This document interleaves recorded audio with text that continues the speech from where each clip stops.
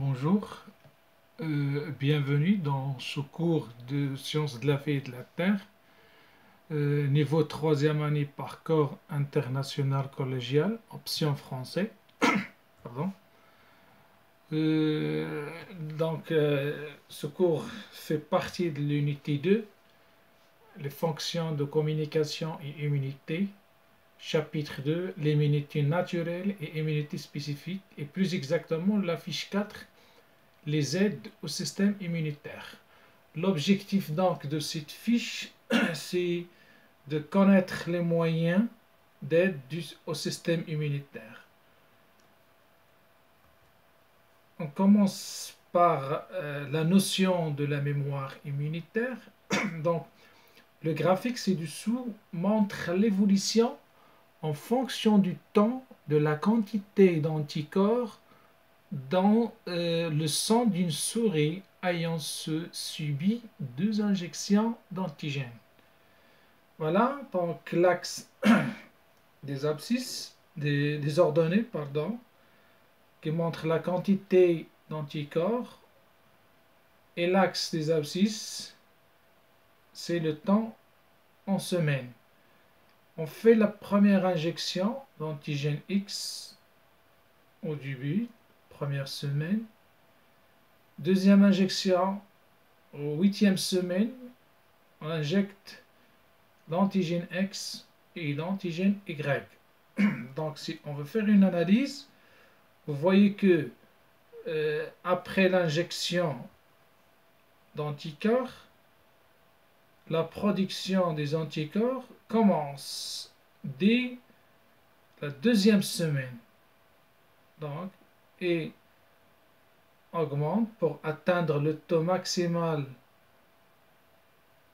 5e semaine, puis elle commence à diminuer.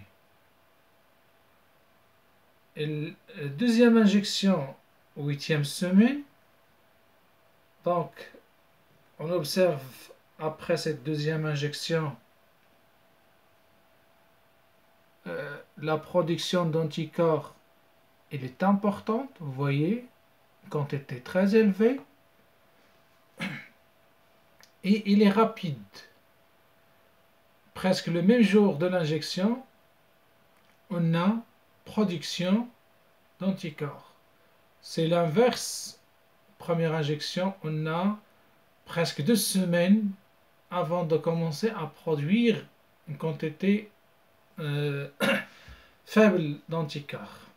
Donc là, on l'appelle la réponse primaire, et la deuxième injection, c'est la réponse secondaire. Si on veut faire une comparaison, la réponse primaire, elle est faible et lente, parce qu'on a besoin de 2 semaines pour commencer la production, alors que la réponse secondaire, elle est rapide, c'est le même jour de l'injection, et importante parce qu'il produit une quantité importante d'anticorps, presque 1100 unités. Puis il commence à diminuer. Concernant l'antigène Y,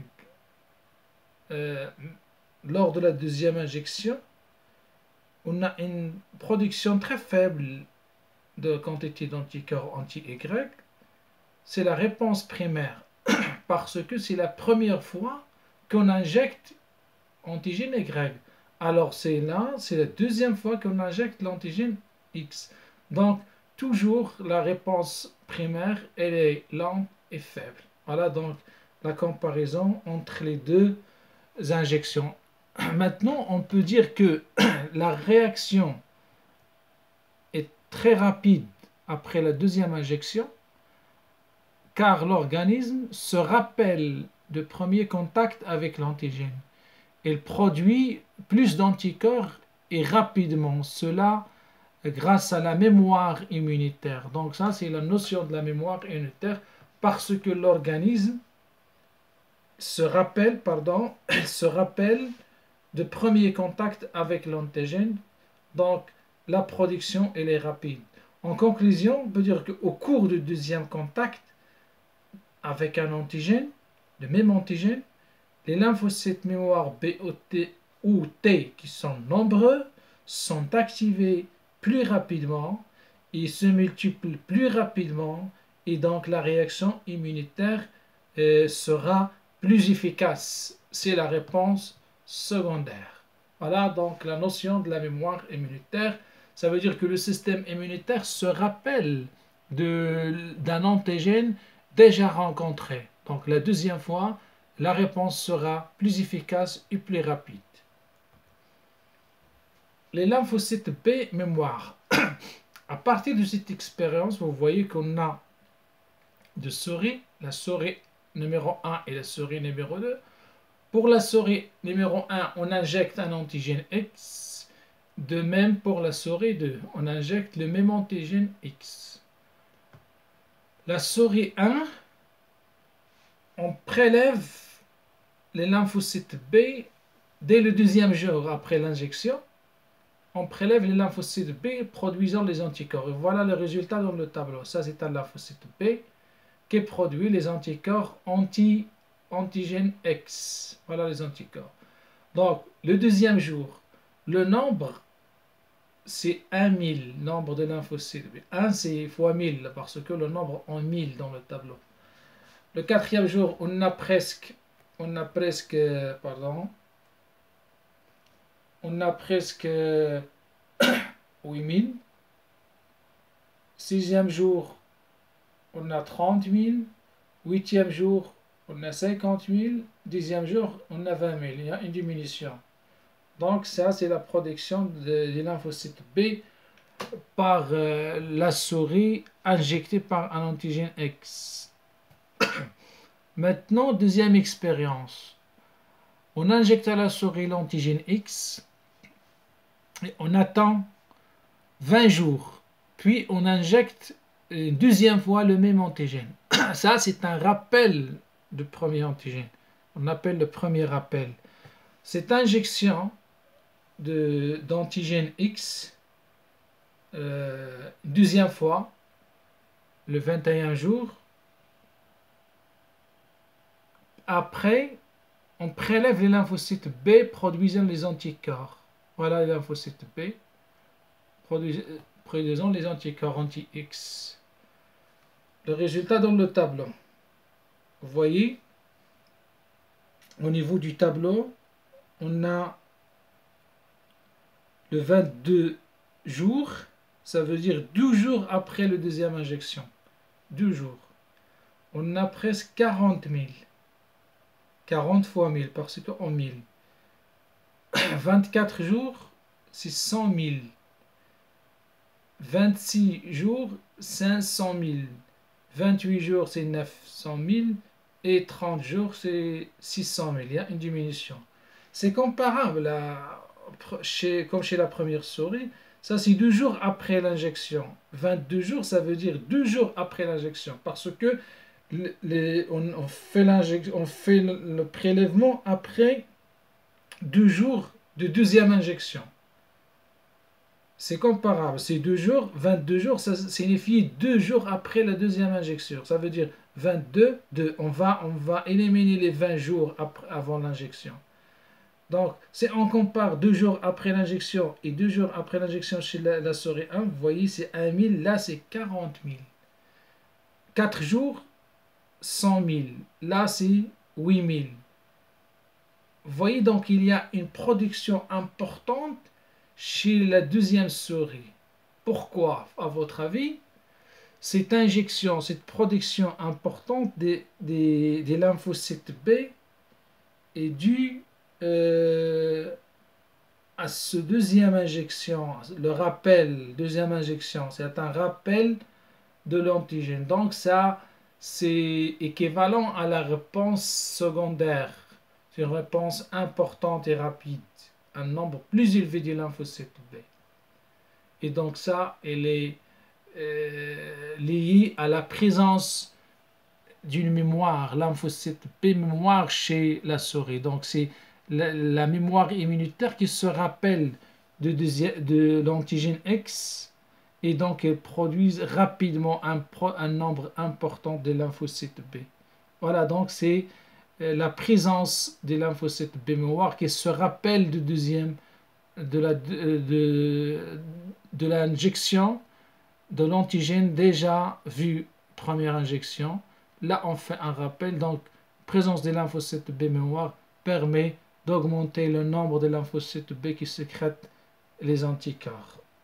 Bien, on peut résumer qu'au cours d'un deuxième contact avec un antigène, le nombre de lymphocytes B produisant les anticorps est plus grand, sont activés rapidement et se multiplient plus rapidement. C'est grâce aux lymphocytes B mémoire. Donc, le résultat de ce tableau, entre la comparaison entre les deux souris, on peut l'expliquer par les lymphocytes B mémoire. Bien. Maintenant, les méthodes de prévention contre l'infection bactérienne ou bien virale. On parle de la vaccination. Donc, on commence par cette expérience historique de Pasteur.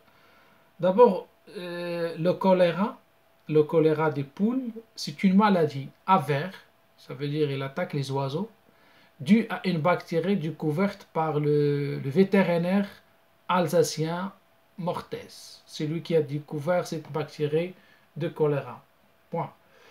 Donc, en 1879, Pasteur et ses collaborateurs ont découvert que les poules auxquelles on injecte, on inocule des cultures vieilles, des bactéries de choléra, ne meurent pas et résistent à de nouvelles infections. Voilà la grande découverte de Pasteur. Pasteur a découvert que lorsqu'on injecte aux poules une culture bactérienne de choléra vieille, il devient résistant à la bactérie virulente. Donc, on va expliquer avec ce schéma. On a la culture de bactéries de choléra fraîche. Pasteur a injecté, à partir de cette culture fraîche, une seule injection de culture virulente fraîche aux poules de l'OA.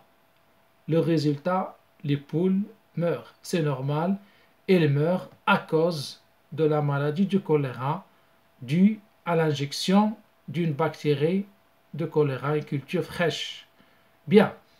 Maintenant, la deuxième expérience, Pasteur, il injecte un autre lot, voilà, le lot B, le lot B des poules, il injecte une culture vieille de la bactérie de choléra qui a 3 mois.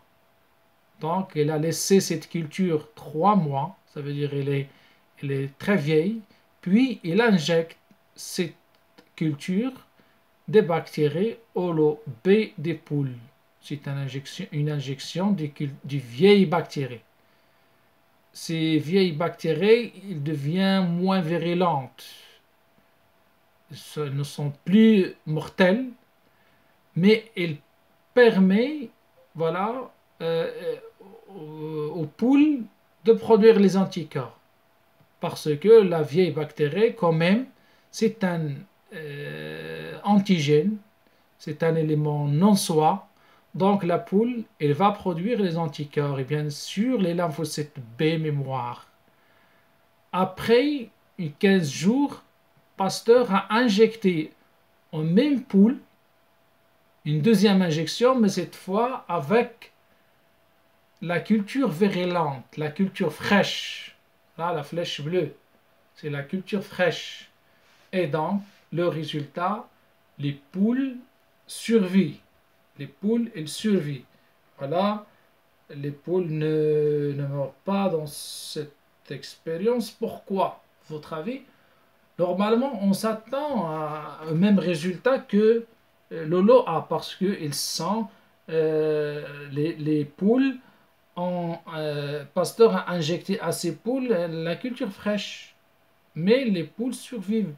Donc, on déduit que les poules sont immunisées contre le choléra grâce à l'injection de la culture vieille. Donc c'est la culture vieille qui permet donc aux poules d'acquérir l'immunité contre le choléra. Et donc on peut dire que la culture vieille est un vaccin contre le choléra parce qu'elle permet aux poules d'acquérir l'immunité contre le choléra. Et donc, en conclusion, la culture vieille des bactéries de choléra atténuées, non virulentes, représente un vaccin contre le choléra. C'est la découverte de vaccin, cette expérience de Pasteur. Voilà donc la vaccination. Cette expérience permet donc de mettre en évidence le principe de la vaccination. C'est quoi la vaccination? La vaccination, c'est une protection contre une maladie infectieuse. Elle consiste à injecter dans le corps un agent infectieux, mais sous la forme inoffensive, non mortelle, non virulente, moins virulente, mais stimulant stimulant la réponse immunitaire de l'organisme. Même si la bactérie n'est pas virulente, il va stimuler la production, la réponse immunitaire, parce que le système immunitaire dispose d'une forme de mémoire. Ça veut dire une exposition ultérieure à l'agent infectieux déclenchera une réponse rapide et donc plus efficace. Et d'ailleurs, c'est le principe de la vaccination. C'est d'injecter au corps un agent atténué, moins virulent, et cet agent va pousser le corps à produire des anticorps contre l'agent infectieux, et donc un deuxième contact avec le même antigène, le corps réagit rapidement d'une manière plus efficace. C'est le principe de la vaccination. Maintenant, les méthodes de prévention contre les micro-organismes. On a l'asepsie et l'antisepsie, ou bien la désinfection. Voilà, la photo montre donc une opération chirurgicale. Avant d'entamer l'opération, il faut préparer le matériel. Tout le matériel sera donc désinfecté. Également la salle d'opération, donc ce qu'on appelle l'asepsie. C'est préparer les conditions d'une opération pour empêcher la transmission des bactéries ou des virus d'un patient à l'autre. Donc ce qu'on appelle donc l'asepsie. L'asepsie, c'est donc l'ensemble des mesures propres à empêcher tout apport de micro-organismes. Par exemple, se laver les mains avant une opération afin d'éviter la transmission des germes d'un patient à l'autre. Donc c'est l'asepsie. L'antisepsie, c'est quoi l'antisepsie? Donc c'est, vous voyez, c'est désinfecter une plaie pour empêcher le développement des bactéries ou bien des micro-organismes. La désinfection se fait en utilisant des produits tels que l'alcool, l'eau oxygénée, l'eau de javel, ce qui permet donc d'éliminer les microbes ou bien les bactéries sur une plaie. Voilà donc ce qu'on appelle l'antisepsie ou bien la désinfection. La désinfection ou bien l'antisepsie, donc c'est une méthode préventive. Donc préventive, c'est la prévention. C'est une opération permettant d'éliminer ou de tuer les micro-organismes au niveau des tissus vivants, la peau ou bien la muqueuse. Par exemple, réaliser l'antisepsie d'une plaie infectée, comme vous voyez dans l'image, et désinfecter un sol, désinfecter un local, etc. Donc l'antisepsie, c'est la désinfection se réalise en moyen de méthodes antiseptiques qui font appel à certains produits. Donc on utilise des produits dits bactéricides tels que l'alcool l'eau de javel, le bétadine, etc. Maintenant, les méthodes de curation, la curation ou bien le soin, on a la sérothérapie. C'est quoi la sérothérapie? Là, on a un sérum de la photo, le flacon, sérum, il contient des anticorps prêts contre un antigène donné. Ça, c'est le sérum. Donc, la sérothérapie, il consiste en l'utilisation thérapeutique d'un sérum. Ce sérum d'origine animale ou humaine, obtenu après immunisation contre un agent pathogène, bactérie ou virus, ou une toxine ou un venin. Ça veut dire qu'il est obtenu après l'immunisation contre un antigène donné. Donc, on va trouver dans le sérum des anticorps contre un antigène donné. C'est la spécificité. Donc, la sérothérapie consiste à injecter à un patient un sérum contenant des anticorps contre l'agent pathogène spécifique. Voilà une courbe qui montre l'évolution de la concentration des anticorps antititaniques au cours d'une sérothérapie. Vous voyez que l'injection d'un sérum antititanique, ça veut dire le sérum, il contient des anticorps contre la toxine tétanique. On a augmentation, dès l'injection, augmentation de la concentration des anticorps. Une semaine, même pas, on observe une diminution. Donc, on est au-dessous du seuil de protection. Ça veut dire que à ce niveau-là, au-dessous de la ligne de trait vert, au-dessous de la ligne de seuil de protection, les anticorps ne sont plus efficaces. Là, on a le maximum des anticorps, ils sont au-dessus de la ligne de protection, donc ils sont efficaces. Donc on peut déduire de cette courbe que l'effet de sérum, de sérothérapie est limité dans le temps. Une semaine, puis on a épuisement des anticorps et donc le sérum devient moins efficace parce que tous les anticorps sont utilisés par le corps. Bien. Autre méthode de curation de soins, c'est l'utilisation des antibiotiques ou bien des sulfamides. Voilà un exemple d'antibiotique, c'est l'amoxicilline. Les antibiotiques, donc, ce sont des produits qui sont actifs sur les bactéries. Ça veut dire uniquement ces bactéries, elles possèdent des activités bactéricides, souligné bactéricides. C'est quoi bactéricide? Ça veut dire il tue les bactéries. Ou bien un effet bactériostatique, et il empêche le développement des bactéries. Donc on a un effet bactéricide, voilà, ça veut dire il tue les bactéries, ou bactériostatique, et il inhibe le développement, il bloque le développement des bactéries. Les antibiotiques, ils sont inefficaces sur les virus. Donc, les antibiotiques sont des produits actifs sur les bactéries. Ils ont des propriétés de tuer les bactéries, effet bactéricide, ou bien de limiter le développement des bactéries. C'est effet bactériostatique. Deuxième type de méthode de soins, c'est les sulfamides. Voilà, ce sont les sulfamides. Je présente ici un exemple. Voilà, le Forlax. Le Forlax, c'est un sulfamide. Donc, les sulfamides sont des composés synthétiques, dont les dérivés sont utilisés contre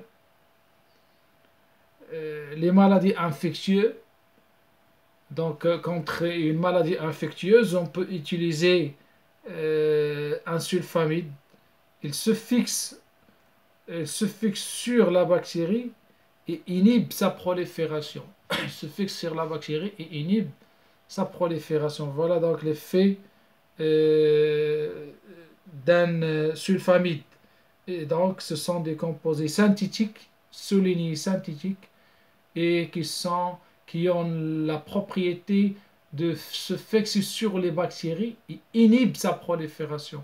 Alors que les antibiotiques, ils sont soit bactéricides, ça veut dire ils tuent les bactéries, et ils sont aussi bactériostatiques, ils bloquent le développement des bactéries. Maintenant, une comparaison entre la vaccination et la sérothérapie.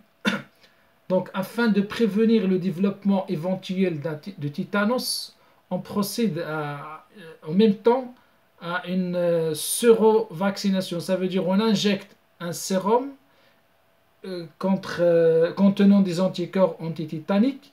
Ensuite, on injecte un vaccin et des rappels antitétaniques. Le graphique présente donc l'évolution des anticorps antitétaniques dans le plasma du blessé en fonction du temps. En bleu, là, ce sont des anticorps fournis par le sérum. Vous voyez qu'au départ, après l'injection, on a une quantité importante d'anticorps en bleu et supérieure à la zone de protection, donc ils ont un effet efficace. Après, donc 3 semaines, on a une diminution de taux d'anticorps. À l'inverse, la vaccination, il nécessite d'abord 1 semaine pour produire les anticorps, mais à chaque fois qu'on fait un rappel, voilà le rappel 1, on observe une augmentation rapide de taux d'anticorps, donc rappel 2, ce qui fait que la réponse immunitaire, lors des contacts répétés d'un même antigène, le taux d'anticorps est élevé, c'est grâce à la mémoire immunitaire. Donc vous voyez que l'effet de la vaccination, il est durable dans le temps, alors que l'autre, elle est limitée dans le temps. Dans la sérothérapie, donc, on injecte de sérum contenant des anticorps qui seront prêts à l'utilisation par le corps. Et donc, l'effet de la sérothérapie, il est limité dans le temps. On explique aussi par ce schéma la vaccination. On injecte donc le vaccin qui sont des microbes, bien des micro-organismes rendus inoffensifs. Alors le sérum, il contient des anticorps prêts à l'utilisation. La vaccination, c'est l'acquisition d'une active d'immunité spécifique parce que c'est le corps qui produit les anticorps, alors que le sérum est l'acquisition passive d'une immunité spécifique parce que le corps utilise des anticorps déjà fournis, déjà prêts. La vaccination elle est préventive, l'autre elle est curative, un effet non immédiat, elle nécessite 1 semaine pour produire les anticorps, là elle est immédiat, en même temps elles sont utilisées. L'effet durable, là elle est de courte durée. Voilà la différence entre les deux, entre la sérothérapie et la vaccination. Un exercice d'évaluation, donc je vous demande d'analyser ou bien cette expérience et expliquer le taux de production des anticorps chez la souris numéro 2 et chez la souris numéro 4. Voilà, expliquer ce graphique. Vous pouvez voir le schéma des expériences et analyser le graphique, donc la production d'anticorps chez la souris numéro 2 et chez la souris numéro 4. Donc en vous basant sur vos acquis et les données de cette expérience, expliquez le taux de production d'anticorps chez la souris numéro 2 et la souris numéro 4. Vous pouvez lire l'expérience et vous pouvez répondre à la question en utilisant les données de cette expérience. Et merci pour votre attention. Merci bien.